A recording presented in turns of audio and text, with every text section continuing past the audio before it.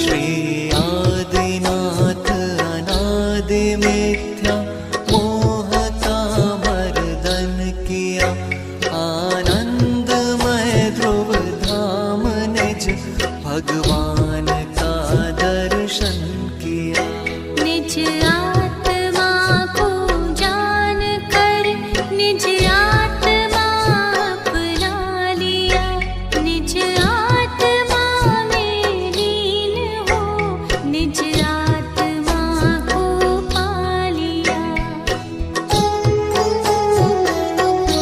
क्रोध परिग्रह रहित अजितनाथ वंदना। जिन अजित जीता क्रोध रिपु निज आत्मा